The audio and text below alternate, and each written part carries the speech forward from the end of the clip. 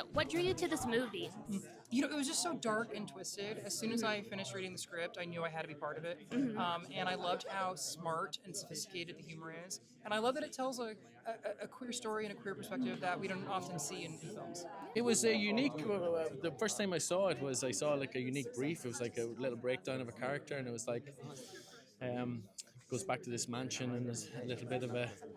He gets a wee bit freaked out about, what's going on here really. So it was so ambiguous. Is it a vampire movie? Is it a haunted house movie? And then when I got to read the full script, I just laughed. I laughed and gasped straight through. And my wife was watching TV and she was like, "Will you keep the noise down? I'm trying to watch TV." But I just loved the script from start to finish. So I was eager just to be any part of it. And then when I met Glenn and realized he was actually an Irish director, been living in New York for 30 years, I was like, wow, you've done so well for yourself. And we just hit it off, and then from going on set, and then his process was working with the Stanford Meisner technique, so it felt almost like a theatre piece but on set. So he wouldn't shoot unless he knew that we were both on the same page, and it didn't matter. There was no rush. We would workshop stuff behind the scenes and all. It was just an amazing collaborative process.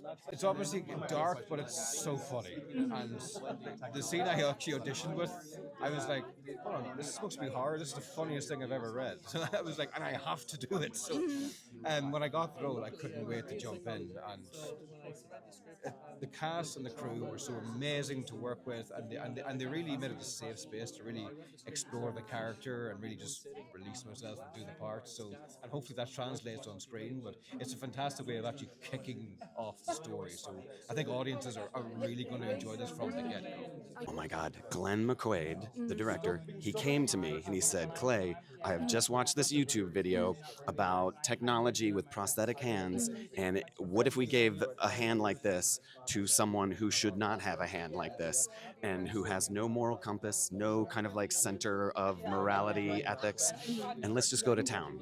And he took the guardrails off. He said, "Let's write the most audacious, cruel, like just kind of going for the guts." And yeah, it was, it goes there. We volleyed the script back and forth. We're like, I would write a draft, and then I'd send it to him. He'd give me feedback, and then like there would be a point where he'd be like, "It's my turn. I want to take a pass," and then I would give him feedback. But at the end of the day, it's just once we found the characters and we knew who we were writing for, it was a matter of just kind of letting those characters do the talking, and we were just kind of holding on for dear life because they went wild. Are you a big horror movie fan? Huge, yes, ever since childhood, yes. What are your favorites? Oh my God! I mean, Bride of Frankenstein, I think, is my favorite of all time. I love the Conjuring movies. I love Jennifer's Body. Oh my God! I see everything. Everything with vampires in it, and later on also with my daughter we watch horror movies together, so it's my absolute favorite genre. Go with the newer ones. I love Oddity very much, and like very new together. So very good. I was impressed. Yeah. I always wanted to be a scream queen. Yes, I am. A lot of I've done about 12 feature films, and I think about 10 of them have been horror films. Oh, that's amazing.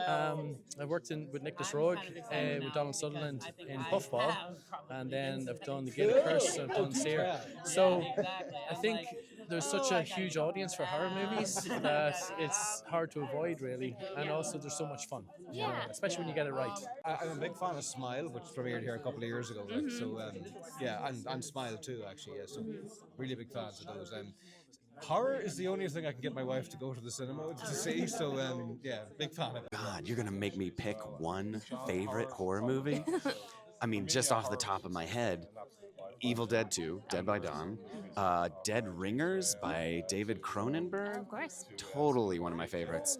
And since we've been here at Fantastic, Mother of Flies by the Addams Family is amazing. Yeah, no, I think horror is a blast, and I had more fun on this set than I've ever had anything else I've ever done. And Glenn created a wonderful environment for the actors to explore and have fun. So I hope so.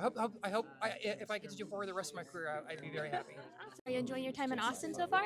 Absolutely, it's my first time here, and I'm surprised by the kindness of people. And I'm from Vienna, a bit different there, but the people are so open and kind, and the food is amazing. I love Austin. Yeah, I've been here a bunch, socially and for work, and I think it's a wonderful, beautiful city. Have you had anything good? As soon as I landed, I went straight to Tex-Mex Oh, great. Of and course. had a wonderful, spicy, delicious meal. Well, I cannot wait to see the film. I've heard such good things about it. The one person I talked to earlier was like, it's so funny. I cannot wait. It is Cannot wait. very funny. I can't wait for everybody to see it.